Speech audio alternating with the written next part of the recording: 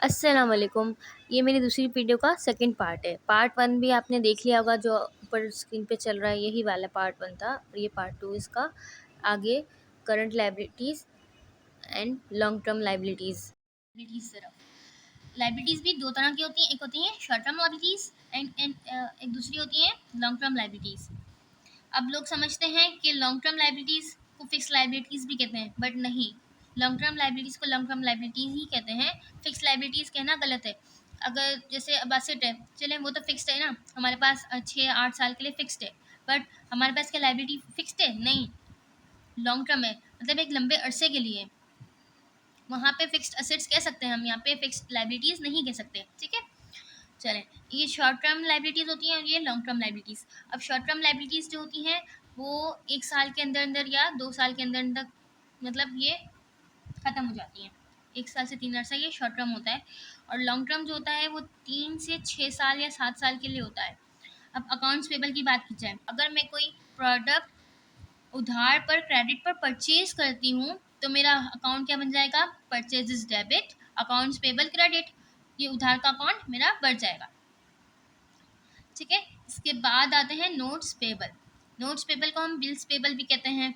अभी हमने पीछे पढ़ा कि जो अकाउंट्स रिसीवेबल होते हैं जिसका कोई प्रूफ नहीं होता वो वर्बली होते हैं, इसी तरह से अकाउंट्स पेबल भी वर्बली होते हैं। और इसी तरह से वहाँ पे नोट्स रिसीवेबल था, वो हमारे रिसीविंग राइट्स को बढ़ाता है और ये हमारे उधार को क्रेडिट को बढ़ाता है।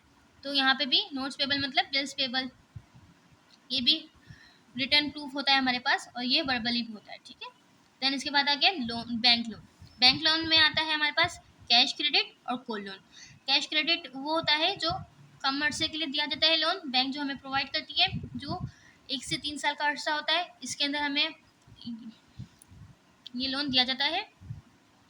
और जो इसका इंटरेस्ट रेट होता है वो भी कम होता है। और इसका ये फ़ायदा होता है, ये एक बेनिफिट होता है कि अगर हम जैसे साल के अंदर हमने 1 लाख का 1 लाख का हमने, कैश क्रेडिट की बात कर रही हूँ मैं, अगर 1 लाख का 1 लाख का हमने क्रेडिट लिया है बैंक से, ठीक है। अब हमारे पूरे साल में कितने यूज़ हुए? 60,000 हमने विड्रॉ किए और 40,000। और मज़े की बात ये होती है कि जो बैंक होता है वो कहता है अगर आपको क्रेडिट चाहिए ना तो आपको हमारे बैंक में अकाउंट खुलवाना पड़ेगा। देन हम वो अमाउंट जो है वो आपके अकाउंट में ट्रांसफ़र करेंगे, आपको ऑन हैंड नहीं देंगे। अगर जैसे अब मैंने 60,000 रुपीज़ निकाले, विड्रॉ किए पूरे साल में और यूज़ कर लिए, तो जो बैंक है वो 1 लाख पे चार्ज नहीं करेगा। वो इंटरेस्ट चार्ज करेगा 60,000 पर। ये हमें एक प्रॉफिट देती है। सही है, अब आ जाते हैं कॉल लोन पे। Very short period of time means के बहुत ज़्यादा शॉर्ट पीरियड के लिए होता है, लाइक 1 वीक और 2 वीक। ये जो लोन होता है बेसिकली जो शेयर ब्रोकर्स होते हैं उनको प्रोवाइड किया जाता है। लाइक अगर जैसे 1 या 2 वीक में, अब जो बिजनेसमैन नॉर्मली है वो क्या करेगा? कुछ भी नहीं कर सकता। अब कम से कम में मैंने कहा ना कि जो कैश क्रेडिट जो होता है वो क्या करता है, वो 1 साल या 3 साल के अरसे में के लिए दिया जाता है। लेकिन जो कॉलोन है वो 1 या 2 हफ्ते में क्या होगा? कुछ भी नहीं होता। बट ये हमारे लिए कुछ नहीं होता, लेकिन जो शेयर ब्रोकर्स होते हैं ना उनको पता चल जाता है कि अब जैसे शेयर्स इंक्रीज़ होने वाले हैं तो वो क्या करते हैं, वो परचेज़ कर लेते हैं। तो वो क्या करते हैं, उनके पास अब पैसे नहीं है तो वो क्या करेंगे, वो बैंक से जाके लोन लेंगे। तो बैंक उन्हें लोन दे देगा, लेकिन क्या करेगा, वो सबसे ज़्यादा हाई इंटरेस्ट रेट पे उनको लोन देता है। अ, अच्छा, मैं बताती हूँ कैसे। अब इंटरेस्ट रेट जो होता है वो बैंक पूरे साल में मतलब 12 मंथ पे चार्ज करती है, जिससे 12% जो है वो पूरे साल के इनको देने हैं। ठीक है, अब इन पे क्या करती है, जैसे 25% इंटरेस्ट रेट लगाया, बट क्या पूरे साल का है। लेकिन वो क्या करते हैं, 2 हफ्ते के लिए लेते हैं ना, तो 2 हफ्ते जैसे अब मैं 2 हफ्ते के लिए, तो वो 25% जो है बिल डिवाइडेड पर 25% निकालेंगे, 25% निकालेंगे उस लोन का। देन उसको 12 मंथ से डिवाइड करेंगे, 12 से डिवाइड करेंगे मतलब 1 महीने का हो गया। फिर इसको डिवाइड बाई 2 करेंगे, तो इसका जो इंटरेस्ट रेट बन जाएगा बहुत कम बन जाएगा, बिकॉज इसका जो टाइम पीरियड है वो बहुत ज़्यादा शॉर्ट है। इसका टाइम पीरियड ज़्यादा है, तो अब इस पर 12% है, जैसे 1 लाख है तो इसको 12,000 देने पड़ेंगे। लेकिन जो कॉलन है, अगर इसको 1 लाख पे 25 25% है, ठीक है। तो वो पूरे साल का अगर लेता है तो उसे 25% पे करना पड़ता ना, तो 25% इसके पूरे साल का है। देन उसके बाद उसने क्या किया, डिवाइड बाय 12 किया। अच्छे से समझा नहीं पा रही हूँ तो दैट्स वाई मैंने थोड़ा सा लिख के समझाने की कोशिश की है। जैसे 1 लाख का 25% कितना हो जाएगा, 25,000। देन उसको डिवाइड बाय 12 से करेंगे तो डिवाइड बाय 12 करेंगे तो ये 1 मंथ का आ गया, ये 1 मंथ का आ गया। अब हमने क्या किया, टू वीक्स का मतलब 1 मंथ का 2 वीक्स मतलब डिवाइड बाय 2, तो क्या आ जाएगा इसका इंटरेस्ट 1042। अब इसका जो इंटरेस्ट रेट क्या बन रहा था हमारा, 12,000 पूरे साल का था। अब जो 2 वीक के लिए तो 1,000, 1,000 तो इनफ है, उसको देने में कोई प्रॉब्लम नहीं होगी। तो उसे लाख रुपए भी तो मिल रहे हैं ना, अब उसे प्रॉफिट मार्जिन अच्छा खासा हो जाएगा उससे, तो वो इंटरेस्ट भी दे सकता है आराम से बैंक को और अपना प्रॉफिट मार्जिन भी रख सकता है, तो दोनों के लिए प्रॉफिट है, ठीक है।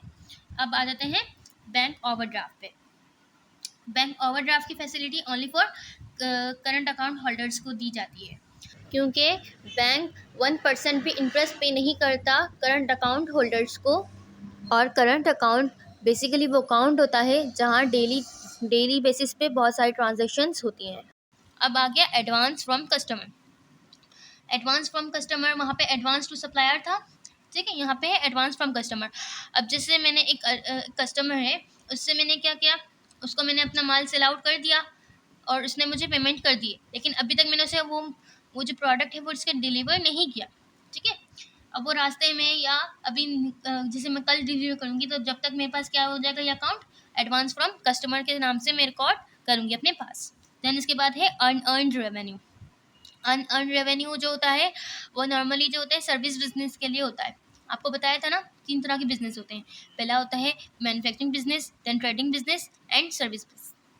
सर्विस बिजनेस वो बिजनेस होता है जिसमें प्रोडक्ट सेल आउट नहीं की जाती, सर्विसेज दी जाती हैं, लाइक हॉस्पिटल्स, स्कूल्स, ये सारी एग्जांपल्स इसमें आती हैं। और बैंकिंग सिस्टम में पूरा सर्विस बिजनेस पे डिपेंड करता है, ठीक है।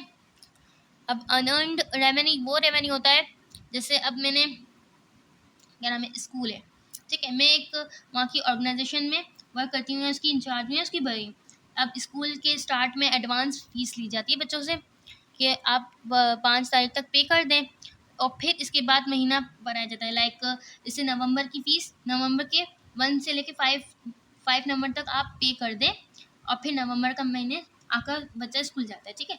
तो जो नवंबर का एंड है 5 नवंबर से लेके 30 नवंबर तक या 31 नवंबर तक, वो जो अमाउंट मेरे पास है वो मेरा क्या है, अनअर्न्ड रेवेन्यू। मतलब रेवेन्यू तो आ गया है लेकिन ये मेरा ना कमाया हुआ पैसा है। मतलब इससे मैंने अभी तक इसकी सर्विसेज प्रोवाइड नहीं की है बच्चों को, बच्चों से फीस पहले ले ली है महीने की और इसकी सर्विसेज बाद में प्रोवाइड की है, तो ये क्या होगा, अनअर्न्ड रेवेन्यू। देन इसके बाद आते हैं लॉन्ग टर्म लाइबिलिटीज़ पर। लॉन्ग टर्म लाइबिलिटीज़ पर अब सबसे पहले है बॉन्ड्स पेबल।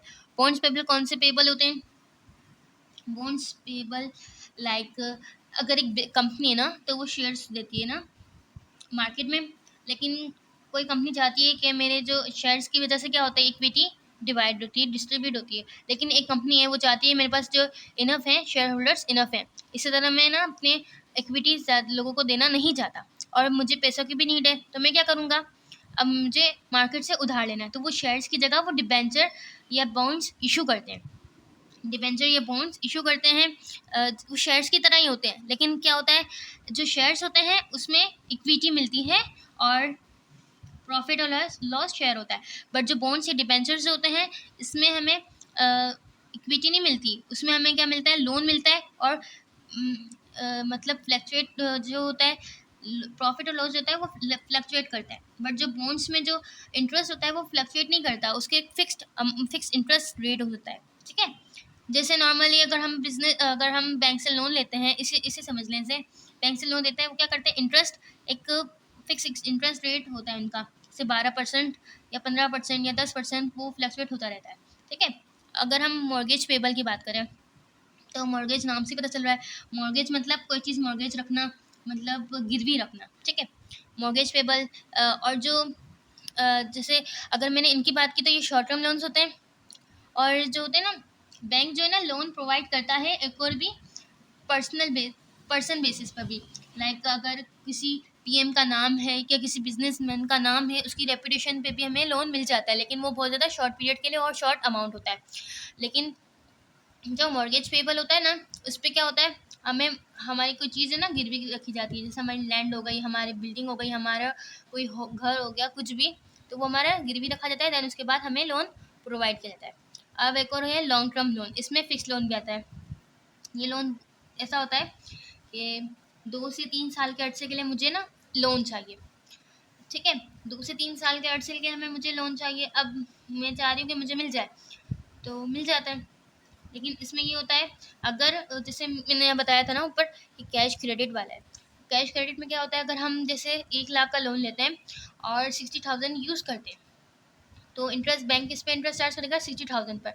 बट यहाँ ऐसा नहीं होता, अगर हम 1 रुपया भी ना निकालें ना, अगर हम 2 लाख का लोन लेते हैं और उसमें से 10 रुपये भी यूज़ ना करें, विड्रॉ ना करें, और वो ऐसे कैसे ही 2 साल तक पड़े रहेंगे ना, 2 साल नहीं मतलब ज़्यादा अरसे के लिए होता है, 5 साल तक, जैसे 3 साल से ऊपर का जो अरसा होता है, 3 साल से भी ज़्यादा अरसे तक 1 रुपया भी यूज़ नहीं करेंगे, 10 रुपये तक यूज़ नहीं करेंगे, वहाँ पड़े होंगे, तो भी बैंक 2 लाख पे ही इंटरेस्ट चार्ज करेगा।